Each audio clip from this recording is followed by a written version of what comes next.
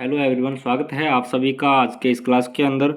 और आज की क्लास के अंदर हम करने वाले हैं क्लास 12 के फर्स्ट बुक के इम्पोर्टेंट प्रश्न जो कि हिस्ट्री के है। और जितने भी प्रश्न ये करवा रहा हूँ सभी जो है मोस्ट इम्पोर्टेंट प्रश्न है बोर्ड एग्ज़ाम 2024 के लिए। तो जो आपका एग्ज़ाम होने वाला है हिस्ट्री का, तो उसके लिए ये काफ़ी इम्पोर्टेंट प्रश्न है, तो इनको अच्छी तरीके से तैयार कर लें। फर्स्ट प्रश्न देखिएगा। फर्स्ट प्रश्न दिया हुआ है कि हड़प्पा की लिपि एक रेशमी लिपि थी, विवेचना कीजिए। ठीक है, तो इसके बारे में थोड़ा थोड़ा मैंने बताया है, बाकी जो है आप डीपली अपने बुक के अंदर आप पढ़ोगे। तो देखिए, हड़प्पा की जो लिपि थी ये रेशमी लिपि इसलिए कहा था क्योंकि आज तक ऐसा कोई भी विद्वान नहीं हो पाया जो हड़प्पा की लिपि को पढ़ सके और हड़प्पा के जो भी अभिलेख या जो भी कुछ लिखा हुआ प्राप्त हुआ है उसका अर्थ बता सके। ठीक है, तो इसीलिए जो है हड़प्पा की लिपि को जो है रेशमी लिपि बताया गया है। ठीक है, उसके बाद जो हमारा जो सेकंड प्रश्न है उसको देखिएगा।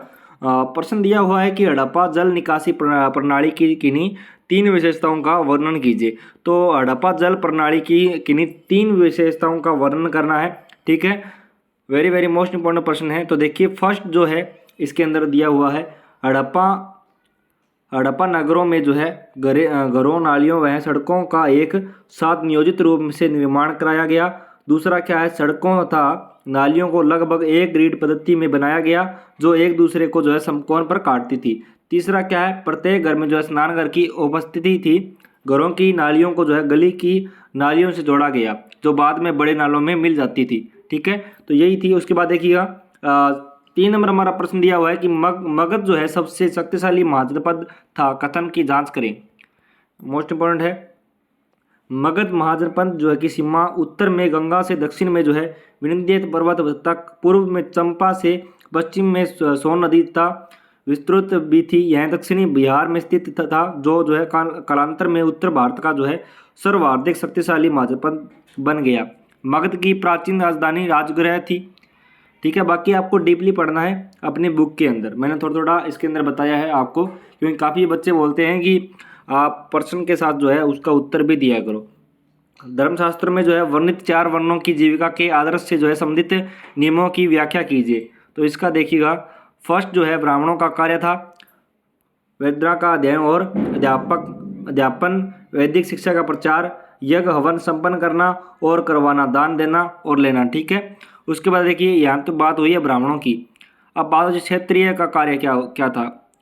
क्षत्रियों का कार्य युद्ध का संचालन करना और राज्य की सुरक्षा में सक्रिय भूमिका निभाना, समाज को सुरक्षा प्रदान करना, न्याय प्रदान करना, वेद अध्ययन व दान दक्षिणा देना। ठीक है, जिसके पास पॉलिटिकल है, पॉलिटिकल के लिए भी जो है क्लासें मैंने एक क्लास तो डाल दी है, जो कि बार बार जो प्रश्न पूछ जाते हैं वो मैंने करवा दी हैं। तो आप अपने RK study point 99 YouTube channel पे देख लेना, उनके अबाउट में जो मतलब प्लेलिस्ट बनी हुई है। बाकी आप जो है अदर वीडियो में जाके भी देख सकते हो।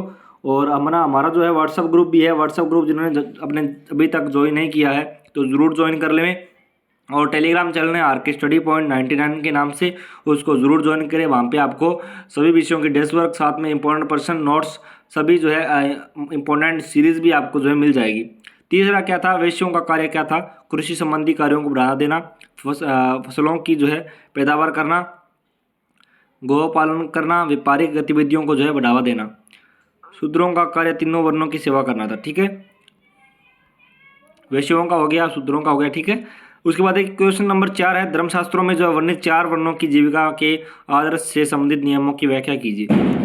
तो यहाँ पे ये तो हो ही गया क्योंकि दोबारा इसके अंदर रिपीट हो गया। उसके बाद देखिए, 5 नंबर प्रश्न अपना है, अभिलेखों का अर्थ निकलते समय जो है अभिलेख शास्त्रियों को जो है कई तरह की कठिनाइयों समस्याओं में जूझना पड़ा था, स्पष्ट कीजिए। तो यहाँ पे इसका आंसर दिया गया है विद्यार्थियों। मैं आपको एक बार प्रश्न बता के इसकी जो है PDF प्रोवाइड करवा दूंगा, वहाँ से आप इसको पढ़ लेना। मोहनजोदड़ो के दुर्ग में जो है विशाल स्नानघर अभिन्यास योजना को जो है उदाहरणों के सहित स्पष्ट कीजिए। तो पूरा जो है यहाँ पे स्पष्ट किया गया है। उसके बाद प्रश्न संख्या 7 है, वर्ण कीजिए कि बौद्ध धर्म का विकास किस प्रकार हुआ, बुद्ध की जो है मुख्य शिक्षाओं की व्याख्या कीजिए। उसके बाद है नेक्स्ट प्रश्न है, वर्णन कीजिए कि स्तूपों का निर्माण किस प्रकार किया गया। सांची के स्तूप सुरक्षित रहे परंतु अमरावती के स्तूप जो है सुरक्षित नहीं रहे, ऐसा क्यों, स्पष्ट कीजिए। 10वां प्रश्न है, हड़प्पा सभ्यता के पतन के स्वाभाविक कारणों का वर्णन कीजिए। ठीक है, ये अपने जो है 10 प्रश्न थे। ये बात मैं बता दूं कि इसका जो हमारा क्वेश्चन नंबर 9 है वो देख लीजिए एक बार। इसका वर्णन कीजिए, स्तूपों का निर्माण किस प्रकार किया गया था। इससे स्तूप से जुड़ा हुआ प्रश्न आपके पक्का आएगा, तो आप जो है अच्छी तरीके से याद कर लेना। ठीक है विद्यार्थियों, ये अपने 10 प्रश्न थे जो कि मोस्ट इंपॉर्टेंट है आपकी फर्स्ट बुक के। बाकी और जितने मैंने डाल दी, बाकी 2-3 पीडीएफ डाल दिए, मैप मैंने करवा दिया, लगभग पूरा करवा दिया है। बाकी जब तक आपका एग्ज़ाम नहीं होता, अगर उसके बीच में कोई पीडीएफ आती है तो आपको मैं ज़रूर सेंड करूँगा और आपसे वो शेयर करके जो है उसका आंसर आपको मैं ज़रूर करवाऊँगा। इस पीडीएफ को डाउनलोड करने के लिए टेलीग्राम चैनल को ज्वाइन करें। टेलीग्राम चैनल है RK Study Point 99। तो मिलेंगे नेक्स्ट क्लास। जय हिंद, वंदे मातरम।